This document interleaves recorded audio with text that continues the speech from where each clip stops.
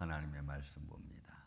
로마서 제7장 7절부터 13절에 이르는 말씀입니다. 로마서 제7장 7절부터 13절에 이르는 말씀을 교독하겠습니다. 그런즉 우리가 무슨 말하리요? 율법이 죄냐? 그럴 수 없느니라. 율법으로 말미암지 않고는 내가 죄를 알지 못하였으니 곧 율법이 탐내지 말라 하지 아니하였더라면 내가 탐심을 알지 못하였으리라.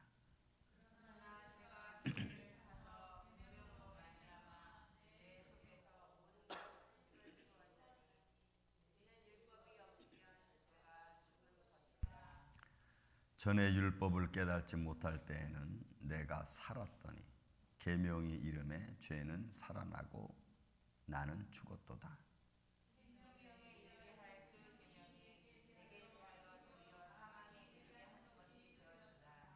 죄가 규례를 타서 계명으로 말미암아 나를 속이고 그것으로 나를 죽였는지라.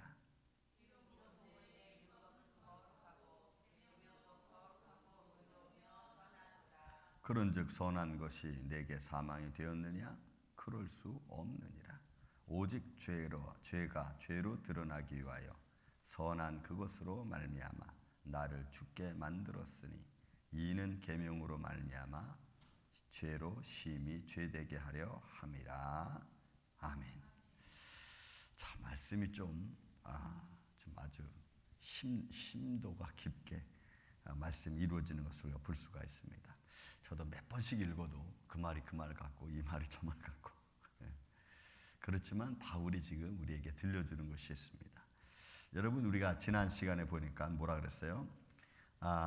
율법으로 말미암아 죄의 정욕이 우리 지체 중에서 역사해서 우리로 하여금 사망에 이른다고 해서, 그러면 그 율법이 죄냐 이거죠. 율법이 죄를 드러나게 해서 그 죄로 말미암아 율법 때문에 내가 사망에 이르게 됐는데, 그러면 그 율법이 나를 사망에 이르게 했으니까 그 율법이 나쁜 거냐 이거예요. 근데 바울은 아니라는 거죠. 그게 아니라는 거예요. 오히려 우리가 본문에 있는 말씀, 우리가 12절에 읽었지만 율법도 거룩하고 계명도 거룩하고 의롭다고 말하는, 그럼 왜 그러느냐를 지금 이제 바울이 설명을 하고 있는 겁니다. 그것이 이제 7절부터 오늘 보면 13절 말씀인데, 자, 다시 보겠습니다. 그런데 우리가 무슨 말 하려? 율법이 죄냐? 율법이 내 죄를 드러나게 해서 내가 사망에 이르게 하고 내가 죽게 됐다면, 그럼 그 율법이 나를 죽게 했으니까 그게 잘못된 거냐? 그게 나를 죽게 만들었으니 그 의롭지 못한 거냐? 이렇게 말하는 거예요. 근데 그렇지 않다는 거지. 바울은 그렇지 않다는 거예요. 오히려 율법으로 말미암지 않고서는 내가 죄를 알지 못하였으리라. 그러니까 율법이 죄를 드러나게 한 것은 사실입니다. 율법 때문에 내가 죄인이었어? 라고 내가 죄가 무엇인가를 알게 한 것은 사실입니다. 그래서 율법으로 말미암아 내가 죄를 알지 못하였으나 죄가 알게 됐으니까 그 죄는 점점점 크게 드러나는 거예요. 내가 율법을 알면 알수록, 깨달으면 깨달을수록 내가 아주 세세한 부분까지 내가 죄인이라는 것을 아주 낱낱이 드러나게 됐다는 사실이에요. 그래서 죄는 드러나고 나는 죽었다는 얘기지. 그 죄가 드러나니까 내가 살 방법이 없는 거예요. 그 죄가 막 드러나니까 내가 어디 서 있어야 될지를 모르는 거예요. 지금 그 말을 하고 있는 겁니다. 그러면서 또 말하기를 8절에 보니까 그러나 죄가 기회를 타서, 여러분 이 기회라는 말 아포르멘이라고 하는 이 단어인데, 이 단어는 유일하게 지금 바울만 갈라디아에서도 쓰고 있고 또 로마서에도 쓰고 있고 고린도에서 쓰고 있습니다. 바울만 유일하게 쓰고 있는 단어인데, 이 단어가 뭐냐면 출발점이라는 거예요. 근거지, 활동할 수 있는 근거지를 말하는 거예요. 그러니까 죄가 활동할 수 있는 근거지를 마련한 거예요. 죄가 시작이 됐어요. 근데 그게 뭐냐? 그게 율법이라는 거예요. 이게 무슨 말이냐면, 죄가 막 이렇게 움직이는데 처음에는 그게 죄인지 몰랐어요. 그런데 그 움직이는 그 죄의 본성을 율법이 딱 가르쳐 준 거예요. 딱 가르쳐 주다 보니까 결국에 죄가 이 율법이라는 것을 통해서 자신이 이제 나타나게 된 거예요. 딱 나타나게 된 거야. 그 전에는 죄라는 걸 몰랐었는데 이 율법 때문에 죄라는 것이 딱 등장하게 된 거예요. 이 말을 말하는 거예요. 그러니까 죄가 기회를 탔다는 이야기는 이 죄라고 하는 것이 자신의 모습을 딱 드러내기 시작할 때가 그 출발점이 어디냐? 율법에서부터라는 거예요. 이 말을 지금 바울이 하는 거예요. 그래서 이 죄라는 것이 율법 때문에 내가 죄라, 내가 탐심이다라는 것이 딱 나타나기 시작한 거예요. 그때부터 이게 이제 막 움직이기 시작하면서 사람 마음을 다 끄집어 들이는 거지. 탐심이라는 마음을 갖게 만든 거예요. 욕심이라는 마음을 갖게 만든 거예요. 갖게 만들면 원래부터 있었지만 그것이 탐심인지 몰랐던 것이 율법 때문에 탐심이라는 걸 알게 된 거예요. 그래서 출발점이라는 거지. 죄가 기회를 탔는데 그 기회가 뭐냐? 출발점이 뭐냐? 이게 이제 탐심, 욕심, 본성을 나타나고 드러나게 됐다는 말이에요. 이 말을 지금 바울이 하고 있는 거예요. 그래서 그 기회를 타서 계명으로 말미암아 내 속에서 온갖 탐심을 다 이루어간 거예요. 다 이루어갔고 이는 율법이 없으면 죄가 죽은 것이라. 그러니까 죄가 죽었다는 얘기는 율법이 없으면 죄가 죄인 줄 몰랐다는 거지. 그래서 우리가 로마서 2장에서 읽었지만 율법이 없는 세대에는 율법 없이 그 양심이 법이 됐다고 말했죠. 우리 그 읽었죠? 로마서 2장에. 그리고 율법이 있고 죄를 지은 자는 율법으로 말미암아 심판을 받고 율법이 없을 때 죄는 율법 없이 양심이 그를 심판한다 그래요. 그러니까 지금 이거예요. 그래서 율법이라는 것은 죄를 완벽하게 죄가 뭔가를 드러나게 만들었고 그것으로부터 더 어떻게 보면 죄가 힘있게 움직일 수 있는, 힘있게 움직인다는 것은 결국 사람의 마음에 그것이 가득 채워졌다는 것을 알게 해준 아주 중요한 요소. 그렇다고 해서 율법이 죄냐? 율법이 뭐 사망에 이르게 하는 거냐? 아니라는 거예요. 그 이야기를 지금 바울이 하고 있는 겁니다. 그러니까 결국 인간의 마음은 죄인으로, 죄성으로 가득 차 있는데 그걸 모르다가 그걸 알게 된 거예요. 알고 나니까 내가 오마이갓 한 거지. 오마이갓. 내가 이런 사람이었어? 내가 이런 정말 그 욕망으로 가득 찬 존재였어? 나는 이게 오히려 내 뜻인 줄 알고 이게 그냥 자연스러운 건 줄 알았는데 이게 나를 죽이는 게 된 거야? 이렇게 알게 되는 거예요. 그래서 내가 하려다가도 이제 이거 이렇게 하면 안 되는 거지? 이렇게 되는 거예요. 그러니까 계명이 그런 것들을 가르쳐 준다 이 말. 그래서 이제 9절 10절 보랍니다. 전에 율법을 깨닫지 못할 때에는, 율법을 알지 못할 때에는 내가 살았더니, 내가 죄인인 줄 몰랐어. 그거 뭐 당연한 거 아니야? 그 인간의 뭐 본성인데, 뭐 이런 식으로 치부했던 그런 것들이. 그러니까 내가 살아 있었죠 그때는. 계명의 이름에 죄는 살아나고 나는 죽었도다. 계명 때문에, 율법 때문에 내가 죄인임을 알았고 난 뒤부터는 오 마이 갓, 나는 이제부터는 죄인이었구나. 이게 사망의 길을 가게 만드는 거고 이게 문제를 만들어내는 요소였구나. 이러고 알게 된 거예요. 그러니 여러분 오늘날 우리는 이제 이 말씀을 듣고 와서 우리 현실을 딱 바라볼 때 제가 늘 말씀드리죠. 오늘날 지금 우리 앞에 나타난 결과들은 다 내가 마치 죄악의 길을 당연한 것처럼 걸어온 이 사건들에 대한 결과라는 거죠. 근데 그것이 율법이 이제 와서 가르쳐준 거야. 너는 이렇게 죄인 된 길을 걸어왔어. 이제 너 알겠니? 이거 가르쳐줬다는 거예요. 그건 여러분 율법이 얼마나 우리로 하여금 거룩하게 만들어 주니까, 우리가 무엇이 잘못된가를 가르쳐 주니까 이거 이러면 안 되는 거구나. 계속해서 이 길은 죄인 된 길이었구나 라고 깨닫게 되는 거예요. 바울이 이 사실을 9절에 말하는 거예요. 율법을 깨닫지 못할 때는 내가 살았더니, 내 마음대로 했으니까, 그게 죄인 줄 모르고 했으니까, 당연한 걸로 생각한 거니까, 인간의 자연적인 삶 아니야? 이렇게 생각했던 것들이 계명 때문에 이게 아니구나, 이게 자연적으로 행동하는 게 아니었구나, 인간의 자연적으로 이루어지는 것도 아니었구나. 이게 죄의 모양이었구나라는 걸 딱 알게 되는 거예요. 자, 그래서 이제 10절 11절 말합니다. 생명에 이르게 할 계명이, 맞죠? 생명에 이르게 할 계명이 내게 대하여 도리어 사망에 이르게 되었다. 그 뭐예요? 그러니까 계명은 원래 생명을 줘야 되고, 원래 계명은 하나님의 거룩함을 이루는 건데, 그 계명 때문에 내 죄가 막 드러나니까 오히려 반대로 그 계명에 이르게 할, 생명에 이르게 할 계명이 나를 죽음으로 몰아갔다는 거예요. 왜? 내가 죄인임을 깨닫게 되니까. 이 이야기를 지금 하고 있는 거예요. 사망에 이르게 하는 것이 되었다. 죄가 기회를 타서 계명으로 말미암아 나를 속이고, 그러니까 결국은 죄가 나를 속였다는 거지. 계명이라고 하는 어떤 그 출발점, 이제 드러난 그 순간부터 내가 자연스럽게 알고 계명이 그 별것 아닌 것들로 알았던 것들이 이제 그런 것들이 다 드러나서 나로 하여금 사망에 이르게. 그러니까 계명이 나를 사망에 이르게 한 거예요. 우리가 다시 7절에 있는 말씀을 반복하는 거죠. 계명 때문에 내가 죽게 된 거예요. 그렇다고 해서 다시 7절로 돌아가면, 그럼 그 계명이 나를 죽게 만들었으니까 나쁜 거냐, 불의한 거냐 이렇게 말하는 거예요. 아니라는 거죠. 그러니까 결국은 이제 12절에 말하는 것처럼 율법은 거룩하고 계명도 거룩하다. 왜? 내가 누구인지를 정확하게 가르쳐주고, 거기서부터 이제 내가 다시 출발을 하는 거예요. 내가 죄인이라는 것부터 다시 출발하는 거예요. 어디로? 의를 향해서.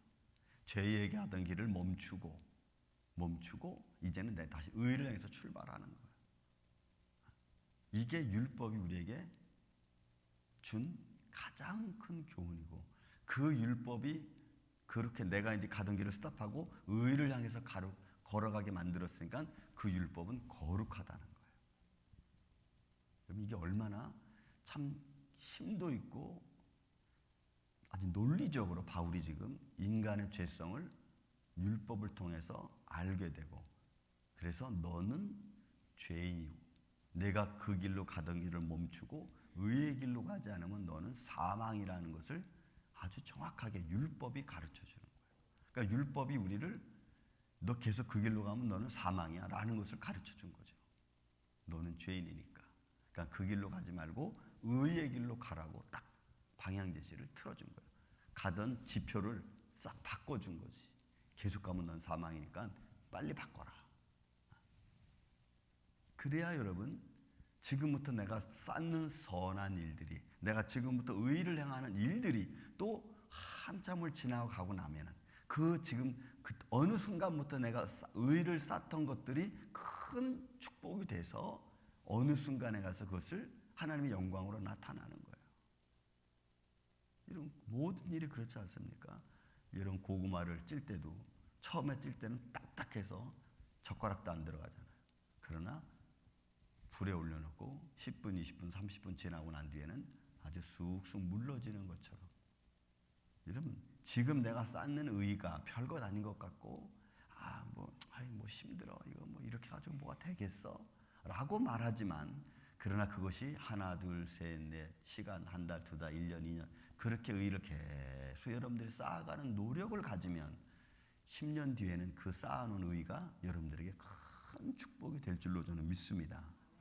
지금까지 뭘 쌓았어요? 죄악된 길만 계속 쌓아오다가 딱 이 순간에 보니까 그 쌓아놓은 죄악 때문에 이 결과가 이루어졌다면, 여기서 이제 내가 스탑하고 의를 다시 쌓기 시작하면은 여러분 달라지는 거죠. 그게 우리의 신앙의 길입니다.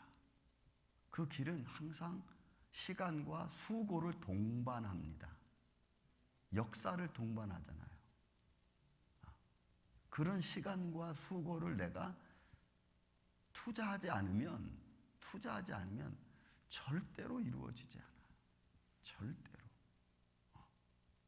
저는 가끔 유튜브에서 뭘 보냐면 3개월 만에 몸짱된 사람들을 이렇게 봅니다. 그래서 3개월 전에 몸짱 만들기 전에 자기 사진 딱 찍어놓고 그 다음에 3개월 후에 쫙 몸짱된 사진을 딱 찍어놔요. 제가 그걸 보면서 이게 3개월 만에 이렇게 될 수 있구나. 저도 노력해 봅니다. 저녁마다 막 운동도 하고 한 달 지났는데 아직 변화가 없어.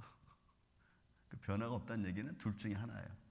제대로 안 했다든지 제대로 안 한 거지. 제대로 안 했으니까 변화가 없는 거예요. 제대로 했으면 뭔가 변화가 있을 텐데 결론은 딱 나오는 거예요. 아, 이거 제대로 안 했구나. 여러분 똑같아요. 우리가 의의를 쌓기로 결정한 것은 딱 결정했던 그 순간부터 차근차근 나가야 돼요. 그래야 3개월 후에 뭐가 결정이 난다고. 1년 후에, 뭐 5년 후에. 근데 그걸 의의를 쌓는다고 하면서 대충 해가면요, 여러분 변화가 없어. 변화가 없어. 그러니 어떻게 보면은 내가 시간을 투자하고 내가 노력하고 수고하는 것이 얼마나 중요하고 진지해야 되는지, 그런 것들이 우리에게 가르쳐주는 좋은 본보기들이죠. 믿음 생활도 여러분 똑같습니다. 다르지 않아요. 13절 말씀도 7절에 있는 말씀 반문하고 있습니다. 그런즉 선한 것이 내게 사망이 되었느냐? 그러니까 율법이 선하다는 거죠. 악한 것이 아니라는 거예요. 선한 것이 내게 사망이 되었느냐? 그럴 수 없느니라. 그럴 수 없다는 거죠. 오직 죄가 죄로 드러나기 위하여 선한 그것으로 말미암아. 그러니까 죄가 죄로 드러나기 위해서 율법, 선한 것, 그 율법, 그것으로 말미암아 나를 죽게 만들었으니. 왜냐하면 죄는 드러나고, 그죠? 죄는 드러나고 그 죄 때문에 내가 그렇게 살아왔던, 죄인으로 살았던 내가 사망에 이르게 되니까 죽게 되었으니 이는 계명으로 말미암아 죄가 죄로 심히 죄되게 하려 함이라. 뭐요? 결국은 죄가 나타나는 거예요. 그래서 우리는 우리의 삶을 우리가 바라볼 때에 말씀을 통하지 않고는 내가 누군지 몰라요. 말씀을 통하지 않고는 내가 어떤 생각을 가지고 살아가는지 몰라요. 그러니까 말씀을 읽으면 내가 이거 잘못된 생각을 하고 있구나. 내가 이거 좀 시간과 내 노력은 투자하지 않고 그냥 요행만 바라고 있구나. 이거 내가 아는 거예요. 그 신앙이 요행이 되면 안 돼. 믿음이 요행이 되면 안 되는 거예요. 믿음은 진실해야 됩니다. 믿습니까, 여러분? 믿음은 살아계신 하나님을 인정하는 행위예요. 그래서 약속이 중요합니다. 하나님과 나와의 약속, 여러분 그거 중요한 거예요. 그게 대충 요행이 이렇게 해가지고 뭐 될 것 같이 생각하면은 그건 여러분 오산이에요. 이게 뭐 하나님이 어떤 분이십니까? 철저하신 분이에요. 모든 컴퓨터보다 더 철저하신 분 아닙니까, 하나님은? 근데 그 하나님 앞에 내가 하나님을 믿는다고 해놓고 요행만 바라고 있으면 여러분 그건 안 돼. 그래서 우리는 하나님을 믿을 때 그 믿음의 그 순수한 거룩함, 거기서 우리는 떨어지지 않으려고 여러분 애써야 됩니다. 저도 매 마찬가지예요. 매 순간순간 하나님, 내가 하나님의 거룩함 잃어버리지 않도록, 하나님의 은혜의 손길 내가 잃어버리지 않도록 하나님 내게 은혜 주시고 지혜 주시고 또 내 마음을 잡아주시고 내 생각 붙들어 주시고, 저도 매일매일 기도해요. 그래서 바울이 그 기도했잖아요. 나는 날마다 죽노라. 이제 이런 말이 이해가 돼. 이제 와서 이해가 돼. 바울이 날마다 죽노라는 것을 왜 이런 말을 썼는지 이해가 돼요, 이제. 그렇게 믿음으로 살지 않으면, 여러분, 그렇게 매일매일 죽는 자의 모습으로 우리가 살지 않으면 하나님의 거룩함을, 내 안에 계신 성령의 충만함을 유지할 수가 없어요. 매 순간순간 다가오는 이 죄성은 여러분 우리를 넘어뜨리게 충분해. 저는 오늘도 여러분 이제 주말 아침이죠. 또 오늘 하루도 여러분 잘 준비해서 거룩한 주일을 준비하는데, 여러분 매 순간 이렇게 하나님의 말씀이 생명이 내 마음을 가다듬고 붙잡아주고 또 내 생각과 삶을 거룩하게 하고 또 그런 길을 걸어가기 위해서 때로는 나를 하나님의 말씀 앞에 무릎 꿇게 만들고 또 그러므로 해서 살아계신 하나님을 찬양하고 예배하고 인정하는 그런 믿음으로 오늘 하루도 승리하시기를 주의 이름으로 축원을 드립니다.